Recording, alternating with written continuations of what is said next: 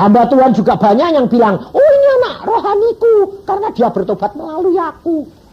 Itu salah satu kesombongan, saudara.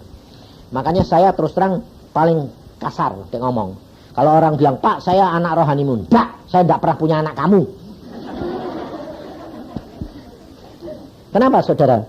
Sebab seseorang bisa bertobat hanya karena karya Roh Kudus, bukan karya saya. Di dalam Yohanes 6 Tuhan Yesus berkata, tidak ada seorang pun yang dapat datang kepadaku, kata Tuhan Yesus, kalau tidak dikaruniai oleh Bapa. Tuhan Yesus sendiri saja ngomongnya gitu. Tapi hamba Tuhan, wah dia bertobat melalui aku. Sombong amat orang itu. Saudara tahu, hati-hati. Makanya saya tuh paling gak mau. Pak, aku mau ikut kamu. Nggak, ikut Yesus. Saya paling takut kenapa? Karena saya diajar Tuhan Yesus sendiri. Awas. Kalau saudara ada orang saya bilang, waduh Pak, saya terima kasih Pak, kamu doakan saya berhasil. Ngucap syukur sama Yesus, bukan sama saya. Saya orangnya keras. Saya tidak peduli, saya bilang. Sebabnya apa? Kamu masuk surga, kamu yang enak-enak, aku yang digantung Tuhan. Kok enak, tidak mau saya. Ngerti saudara? Sebab Alkitab membuktikan saudara, banyak hamba-hamba Tuhan yang tidak masuk surga.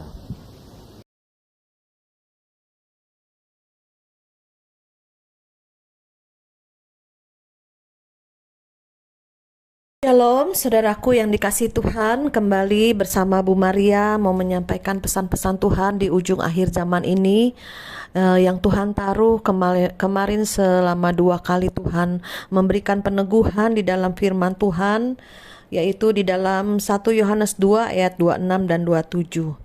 Jadi semua itu kutuliskan kepadamu, yaitu mengenai orang-orang yang berusaha menyesatkan kamu. Jadi pada akhir zaman ini akan dilepaskan roh-roh penyesat ya di akhir zaman oleh kuasa-kuasa kegelapan. Jadi kita sebagai anak-anak Tuhan harus peka, harus tahu jangan sampai kita tersesat dan menyesatkan orang lain. Di dalam 1 Yohanes ini dikatakan, sebab di dalam diri kamu tetap ada pengurapan yang telah kamu terima daripadanya. Karena itu tidak perlu kamu diajar oleh orang lain, tetapi sebagaimana pengurapannya mengajar kamu tentang segala sesuatu dan pengajarannya itu benar, tidak dusta, dan sebagaimana ia dahulu telah mengajar kamu, demikianlah hendaknya kamu tetap tinggal di dalam dia. Jadi saudara, setiap anak Tuhan yang sudah menerima Yesus sebagai Tuhan dan Juru Selamat, itu ada pengurapan dari Roh Kudus. Karena tidak mungkin dia mengucapkan Yesus itu Tuhan kalau tidak ada Roh Kudus di dalamnya. Dan Roh Kudus itu adalah pengurapan Tuhan. Ada urapan Tuhan yang mengalir dari hati kita, sehingga kita tidak perlu diajar lagi oleh orang lain atau kita bingung pengajaran mana yang benar. Karena ada satu subscriber bilang, Bu Maria banyak sekali pengajaran di YouTube, saya jadi bingung. Ya benar saudara, apalagi masih bayi-bayi rohani. Ntar banyak pendeta-pendeta yang berantem, menjelekan, banyak pendeta-pendeta yang saling kutuk mengutuk saudara. Jadi yang bayi-bayi rohani pada bingung saudara, tidak bisa membedakan roh, tidak bisa memilah-milah mana pengajaran yang baik, pengajaran yang benar. Ya saya sih cuman bilang, ayo Pak kembali kepada firman Tuhan, bangun hubungan setiap hari dengan Tuhan di dalam firman, doa, pujian, penyembahan, minta tuntunan Roh Kudus. Itu ada pengurapan dari Tuhan yang akan mengajar kita. Jadi jangan dulu banyak nonton khotbah-khotbah di YouTube dari berbagai aliran pengajaran saudara, nanti bingung sendiri, nanti akan tersesat saudara. Jadi kita minta yang murni, susu yang murni, yaitu firman Tuhan yang kita baca, renungkan, dan kita minta sama Tuhan untuk kita mengerti, diberikan roh hikmat. Nah, tetapi sebagaimana pengurapannya mengajar kamu tentang segala sesuatu. Nah, nanti Tuhan sendiri akan mengurapi kita.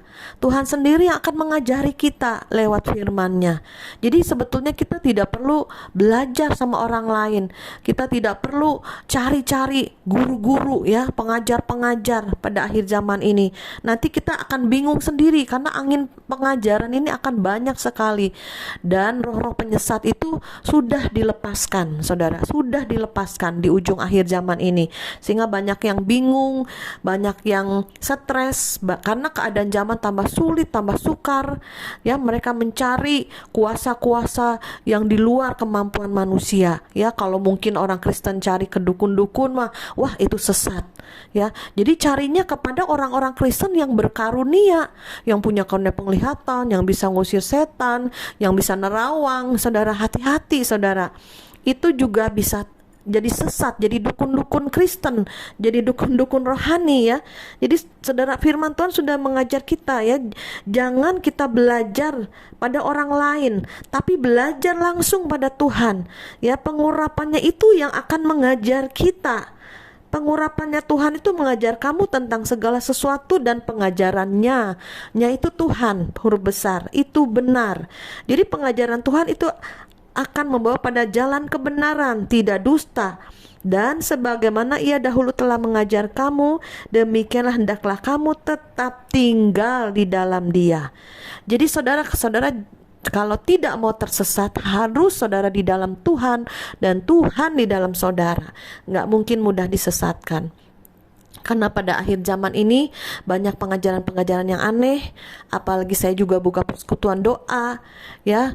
Ibaratnya banyak pendoa-pendoa tuh, nabi-nabi yang punya karunia, satu yang dengan yang lain saling waduh ya. Ibaratnya mungkin di dalam tanda kutip ada persaingan. Oh, gua hebat nih, bisa lihat ini, lihat itu. Oh, hebat nih, saya pelayanannya banyak.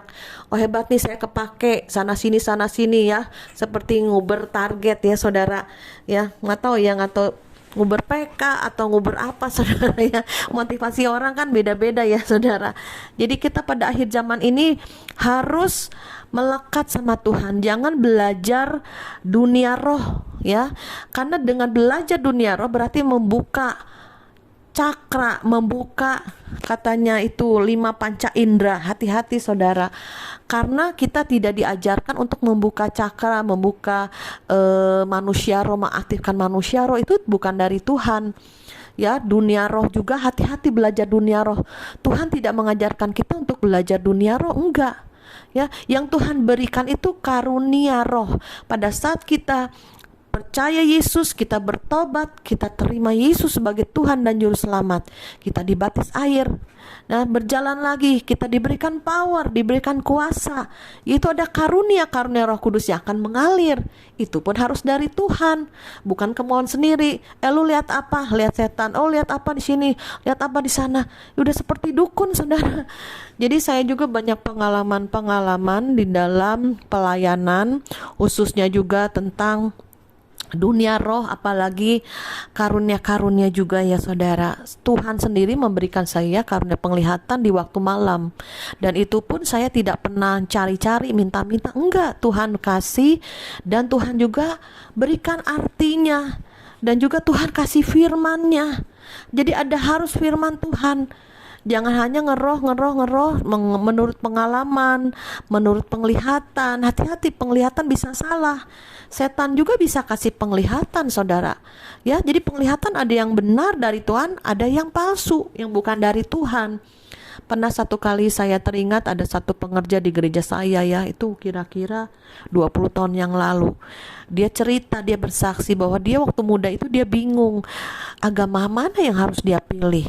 Karena suatu hari dia pernah dikasih penglihatan, ada laki-laki sorban berjanggut dan mendatangi dia sebanyak 3 kali saudara. Tadinya dia pikir dia mau masuk Islam gitu ya, dia mau percaya kepada, mungkin didatangin Muhammad ya, saya juga kurang paham. Nah disitulah akhirnya Tuhan memberikan pernyataan ya, untung dia tidak tersesat, dia bilang. Akhirnya dia percaya Yesus, dia dibaptis Roh Kudus, dia masuk pelayanan dan melayani di gereja. Jadi penglihatan itu bisa dari kuasa kegelapan, bisa juga saudara. Saya juga baru mengerti ya bahwa setan tuh bisa kasih penglihatan saudara. Jadi saya diingatkan ya. Jadi untung dia akhirnya dapat penglihatan yang murni yang dari Tuhan. Akhirnya dia bertobat sungguh-sungguh ya. Dan juga kemarin ada satu anggota persekutuan doa kami ya saudara, dia bersaksi belum lama ini dia waktu satu sore hampir menjelang malam dia lihat di awan. Dia memang suka lihat alam roh ya, jadi lihat di awan ada kuasa-kuasa kegelapan ya, mungkin penghulu-penghulu atau wilayah-wilayah di situ. Langsung dia tangking, dia usir, dia usir saudara. Tidak berapa lama setelah dia tangking, dia usir, kemudian ada halilintar menggelegar ya, sampai halilintar itu masuk ke rumahnya ya, sampai lampu bohlam di ruang tamunya pecah biar saudara, gelap ya. Gak lama kemudian besok istrinya pada waktu dia mau bekerja tabrakan di depan perumahan ruko saya saudara. Itu lalu lintasnya memang padat ya, maksudnya jalan raya. Motor istrinya dihajar ya oleh motor lain, akhirnya jatuh tabrakan motor dengan motor sehingga tangannya ini patah, tangannya ngeplek saudara, udah bener-bener patah ya saudara. Terus masuk rumah sakit, dioperasi besar, dipasang pen ya. Saya besok ke rumahnya, saya juga bilang hati-hati bro, jangan asal tengking-tengking. Ini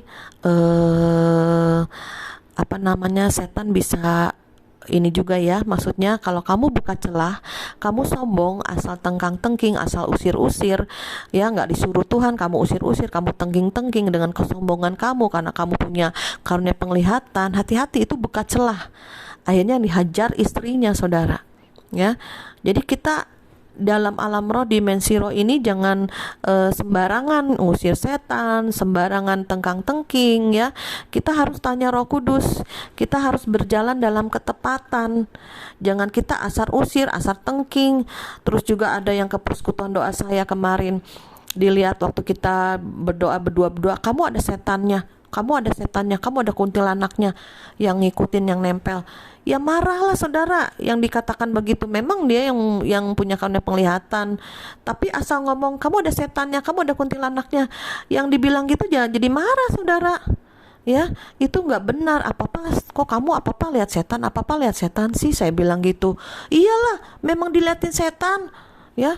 Waduh, jadi dunianya dunia setan dong dalam hati saya ya saudara. Ya hati-hati saudara ya, jangan ada perpecahan, jangan ada kesombongan di dalam karunia-karunia ini. Karena kita harus berjalan dalam ketertiban. Di dalam dunia roh juga ada ketertibannya ya, apalagi dunia Tuhan, dunia roh Tuhan yang harus lebih kita dalamin, bukan dunia roh setan ya. Apa-apa lihat setan saudara.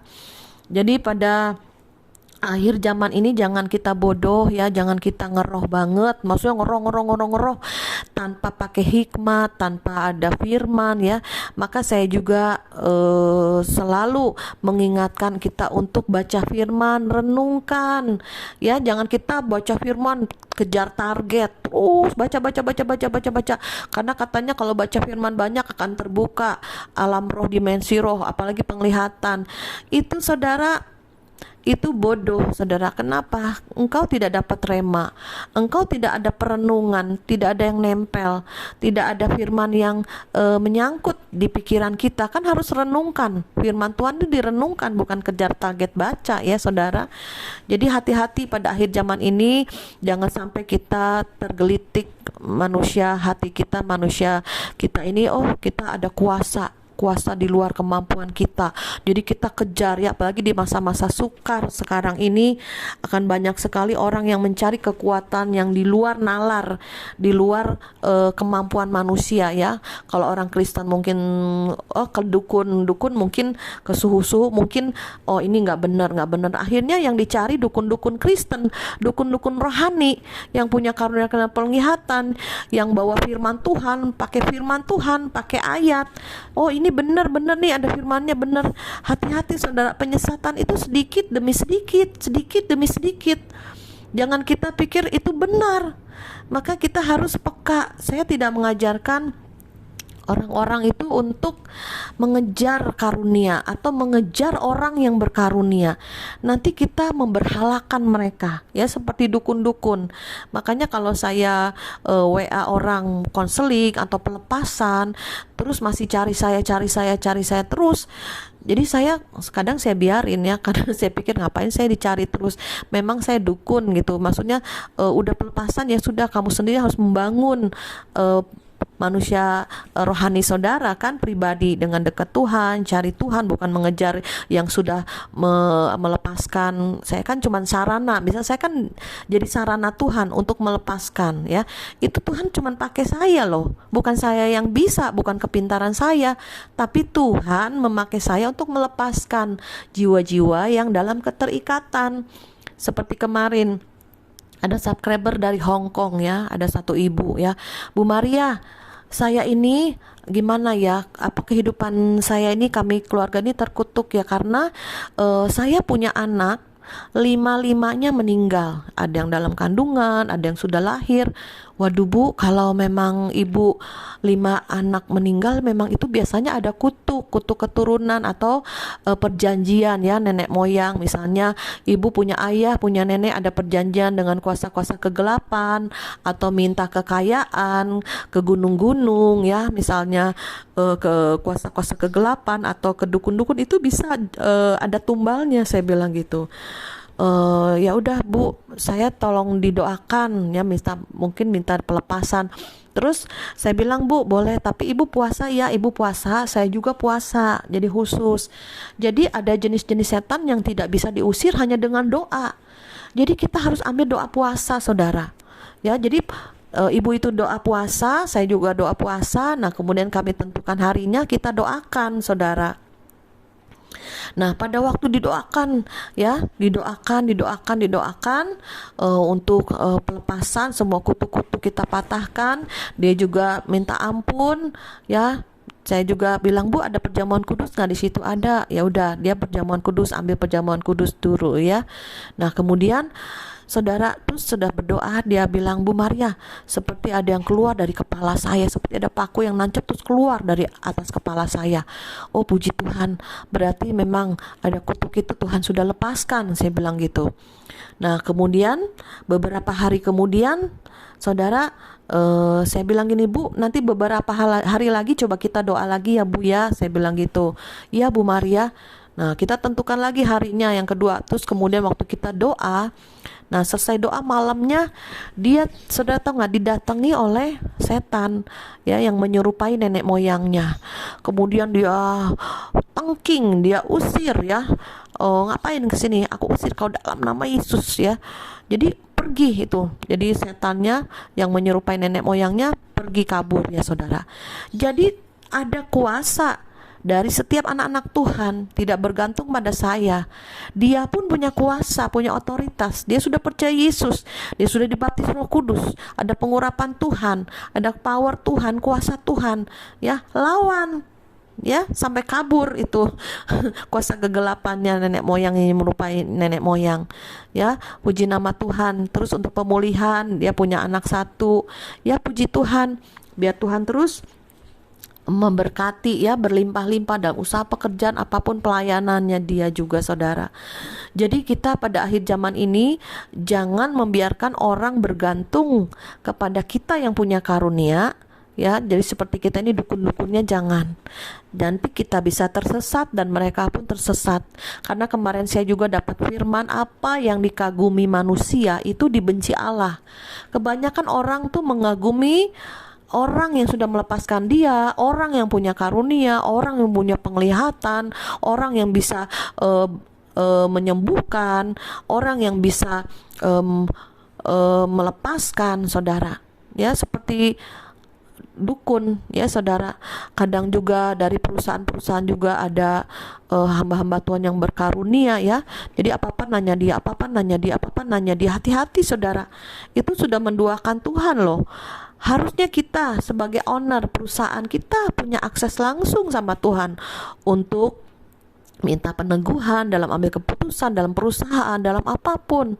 Ya, jangan bergantung pada seseorang, jangan bergantung kepada nabi. Bisa jadi nabi palsu, ya, karena mereka bisa jadi nabi upahan. Ya, kesana sini pelepasan, kesana sini usir-usir setan, kemudian motivasi hatinya mengejar keuntungan, mengejar mamon, mengejar PK, ya, mengejar mungkin saat ini kesulitan dalam hal ekonomi sulit, enakan jadi hamba Tuhan, enakan jadi mendoakan orang. Ada juga, saudara, udah dah kamu gak usah kerja dah, mendingan melayani. Wah, saya bilang ini gak bener nih. Saya bilang kamu pikir dulu, pelayanan itu nanti kamu kejar mamon. Hati-hati, karena suruh berhenti bekerja terus ikut pelayanan. Hati-hati, saudara. Ya, saya sih nggak saranin. Saya bilang mending kamu pikir dulu. Kalau kamu yang penting kamu bekerja, terus kamu bisa cover kebutuhan semua rumah tangga, terus ada waktu lebih kamu melayani, itu benar. Daripada kamu berhenti dari pekerjaan kamu terus melayani, itu disuruh Tuhan nggak? Malah nanti kejar mamon, saudara. Ya, hati-hati. Pada akhir zaman ini banyak sekali orang-orang yang nyeleneh, ya, orang-orang yang aneh. Kalau ditegur marah, kalau dinasihati tersinggung. Apalagi dia udah berkarunia, ya, apalagi dia udah banyak melepaskan orang-orang. Ya, itu hati-hati, karena saya pernah ada subscriber bilang, Bu Maria, kalau Bu Maria saya tegur, saya kritik, Bu Maria harus terima ya. Iya, saya bilang saya terima. Saya mengawasi ajaran saya, dan saya pun mau dikritik orang, saya pun mau diajar lagi. Jadi kita harus punya jiwa yang luas, jiwa yang besar hati. Jangan sampai kita tersesat dan menyesatkan orang. Seperti kemarin ada satu subscriber, ya, dari daerahnya tidak jauh sih dari rumah saya, paling 1,5 jam. Dia kenalnya dengan saya dari YouTube, ya. Bu Maria, tolong, ini ada keponakan saya rumahnya baru beli, ya saudara. Itu setiap jam 9 malam itu ada suara telapak kaki anak-anak itu naik ke tangga. Pertamanya dia kira ini anak tetangga, karena dia kan baru pindah di situ. Ternyata diperhatiin, loh, anaknya dia kan maksudnya nggak ada anak-anak di tetangga-tetangga, ya. Terus juga ada dia punya anak 2 laki-laki. Nah, anak laki-lakinya masih tidur, udah tidur, tapi setiap jam 9 malam ada suara telapak kaki naik tangga, saudara. Setiap jam 9. Akhirnya pada waktu saya datang ke rumahnya, terus kami menyembah, memuji-muji Tuhan, undang hadirat Tuhan, dan kemudian saya bilang kita minum perjamuan kudus dulu, ya, semuanya minta kuasa Tuhan, pengurapan Tuhan, biar diolesin semua ruangan-ruangan apapun juga yang ada di rumah ini, karena rumah itu juga dia baru pindah, ya saudara. Nah, kemudian setelah kita doakan, ya, kita usir, saya bawa pendoa juga bertiga, ya, kita usir. Ada kuasa-kuasa kegelapan, ada yang lihat juga, iya, ada yang ada penghuninya di sana, ya saudara. Jadi kita usir, ya saudara, kita usir semuanya. Nah, setelah itu pada waktu kemudian beberapa waktu lagi saya tanya, gimana, udah masih ada nggak suaranya? Udah nggak ada, udah hilang. Oh, puji Tuhan, saya bilang. Ya sudah, saudara, ya. Nah, kemudian beberapa bulan kemudian datang lagi, saudara, nelepon. Suara itu ada lagi, Bu Maria, tolong Ibu Maria datang lagi untuk mendoakan. Saudara, kami datang lagi, saya bawa tim doa yang lain, ya, ke situ, ya, karena kan banyak teman-teman, jadi kita gantian untuk melayani. Nah, kemudian pada waktu kami berdoa lagi, saudara, ya. kemudian saya ajarin yang punya rumah, ajarin kepala keluarganya cara doanya, ya saya urapin, terus ikutin doa saya, ikutin ya, harus penuh power, ada kuasa. Padahal itu gerejanya dia gereja metodis, saudara, ya mungkin nggak terlalu ini tentang setan atau tentang dunia roh atau bagaimana ya, tapi saya ajarin, ikutin doa saya, ayo dalam nama Yesus, dalam nama Yesus, aku adalah pemilik rumah ini, aku pemilik rumah yang bukan dari Tuhan, keluar dalam nama Yesus, dalam nama Yesus. Jadi saya ajarin untuk mengikuti doa saya, dan saya mendengar suaranya dia untuk berdoa itu udah penuh power, ada kuasa ya. Nah jadi yang tuan rumah ini, terus dia bilang, Bu Maria, beberapa hari lalu saya dikasih mimpi, saya didatengin setan, kuasa kegelapan, terus saya usir, saya kejar, langsung dia ngilang. Wah dahsyat, puji nama Tuhan, berarti setannya sudah pergi, sudah keluar ya saudara. Nah disitulah sejak itu sudah tidak ada suara-suara lagi, karena kita pakai otoritas Tuhan, dan rumah ini adalah rumah dia ya, dan punya otoritas itu yang punya rumah, dan dia serahkan kepada Tuhan, rumah itu menjadi milik Tuhan ya saudara.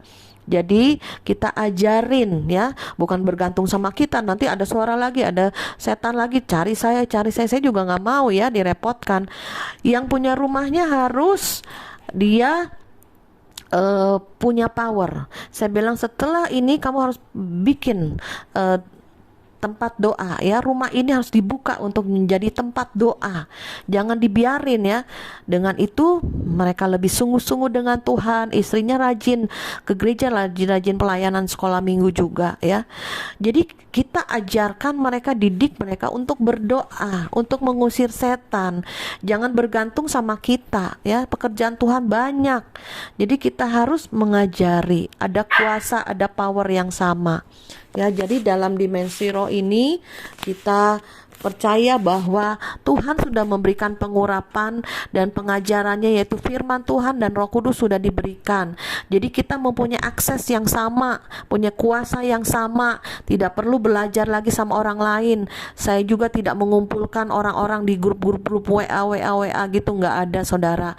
Hanya kemarin kalau banyak yang konseling, daerah ini ada yang berbagai masalah ya, ada juga yang rindu melayani, berkumpul berdoa ya di rumah-rumah ya. Jadi puji Tuhan saudara, nanti akan terjadi lawatan penginjilan, kita akan mencapai kedewasaan penuh ya, sehingga orang-orang yang berkarunia ini tidak cepat tersinggung, tidak cepat sombong, tidak cepat angkuh karena dia berkarunia. Enggak, hal yang punya karunia hal-hal biasa, karena Roh Kudus itu sudah diberikan ya. Jadi 9 karunia roh itu akan mengalir otomatis, nggak usah belajar, nggak usah diaktifkan, nggak usah buka cakra, nggak usah kejar karunia. Yang harus kita kejar Tuhan, yang harus kita kejar perkenanannya, yang kita harus kejar hatinya, cintanya. Jadi semua pelayanan ini harus mengalir dari kasih kita kepada Tuhan.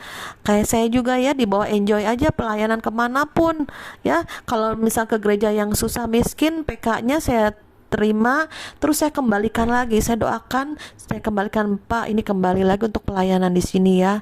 Nah kalau misalnya saya ke perusahaan-perusahaan yang PK-nya besar, saya bilang saya masukkan ke lumbung-lumbung Yusuf. Ada banyak butuh jiwa-jiwa yang membutuhkan ya. Kalau saya pribadi ya, ibaratnya bukannya tidak butuh ya, maksudnya gini loh, saya tuh sudah cukup, Tuhan berkati saya berlimpah-limpah ya. Nah cuman lumbung Yusuf ini hanya sarana Tuhan untuk saya bisa berbagi dari yang kelebihan, berbagi pada yang kekurangan. Dan juga kalau misalkan ada yang nitip juga untuk janda-janda miskin ya, untuk pelayanan penginjilan, atau juga ada yang nitip untuk pekerja-pekerja, untuk pendoa-pendoa ya, saya bagikan nih saudara. Jadi kita harus jadi saluran berkat Tuhan di akhir zaman ini. Jangan kejar karunia, jangan kejar mamon, jangan asal-asal tengking, asal-asal lihat setan nih saudara. Nih satu lagi kesaksian, pernah satu kali ada satu teman ya, tapi bukan teman karib sih, dia tahu saya buka persekutuan doa. Nah kemudian dia bilang, Maria tolong dong doain salon saya. Iya, saya bilang gitu. Karena kan baru buka, belum ramai, agak sepi. Ya udah, saya bilang. Nah, kemudian saya bawa satu temen yang punya karunia penglihatan ya, baru terbuka lah mungkin mata rohnya untuk melihat penglihatan. Terus pada waktu kami naikkan pujian, seluruh karyawannya juga ikut ya, karena memang banyak yang Kristen juga karyawannya. Itu waktu itu ada empat orang kalau salah. Nah, kita nyanyi, nyembah, kita doa ya saudara. Nah, kemudian eh setelah itu saya bilang sama teman saya, gimana, ada kuasa kegelapan nggak di sini? Iya ada, katanya gitu. Nah, yang saya yakin kan berbisik ya sama teman sayanya, ya udah diusir aja, ditangking, diurapin aja tempatnya supaya tempat ini diberkati Tuhan ya. Nah, kemudian satu karyawannya ada tanya tuh ke teman saya, lihat apa, lihat apa, lihat apa ya, tanpa sepengetahuan saya. Nah, akhirnya karyawannya ini ketakutan saudara, karena teman saya tuh waktu di pojok belakang itu ngomong sama karyawannya bahwa dia lihat kuntilanak, lihat setan, lihat apa, ya tambah ketakutan saudara. Ya, jadi kurang hikmat ya. Jadi harusnya jangan bilang ini ada setan, nah ini gitu. Jadi tambah ketakutan ya. Jadi alam roh itu memang setan juga selalu ada, dia kan bisa hadir bisa pergi karena alam roh. Jadi saudara, kalau apapun orang katakan apapun ya, bilang aku milik Kristus, tidak ada kuasa iblis yang sanggup menempel ya. Jika roh Tuhan ada padaku, maka kuasa-kuasa kegelapan harus menyingkir gitu ya. Jadi ada orang-orang yang dalam pelayanan itu kadang aneh-aneh gitu. Jadi membawa apa? Spirit ketakutan, mencengkram. Ya, hati-hati saudara. Apalagi orangnya yang dilayani penakut. Udah deh saudara, kena deh saudara ya. Hati-hati ya, karena bisa ada roh sihir yang keluar ya, roh Isabel yang mau menguasai saudara. Hati-hati dengan karunia, hati-hati mengagumi orang yang berkarunia, hati-hati roh penyesat di akhir zaman ini. Jangan kejar karunia. Tuhan bilang kamu tidak usah belajar lagi, karena pengurapan dan pengajaran sudah ada padamu. Jadi kita hati-hati, tidak perlu belajar tentang dunia roh, tidak usah mengaktifkan manusia roh, karena itu seperti membuka cakra. Hati-hati ya, itu bisa ada sihir yang masuk, bisa ada setan yang datang, dan juga ada roh kesombongan. Kalau orang-orang sering ngusir-ngusir setan, perang, akhirnya ada roh kesombongan. Ada satu lagi kesaksian, ada satu hamba Tuhan dari kota yang bukan Jakarta ya. Nah, dia sering ke Jakarta datang. Nah, saya juga kenal karena saya buka persekutuan doa, kan saya sering undang hamba Tuhan ya saudara. Nah, kemudian pada saat dia cerita, pada saat doa keliling, doa peperangan, terus ada jemaatnya yang tabrakan meninggal, dan dia bilang sama saya, ini ada yang buka celah. Makanya hati-hati saudara, jangan sampai perang, usir setan tanpa ketepatan, tanpa disuruh Tuhan. Jadi yang timbul adalah buka celah ya, yang timbul roh kesombongan. Itu yang bisa menghajar saudara, itu yang bisa menjatuhkan saudara, itu yang buat saudara buka celah, dan saudara akan tersesat dan menyesatkan banyak orang.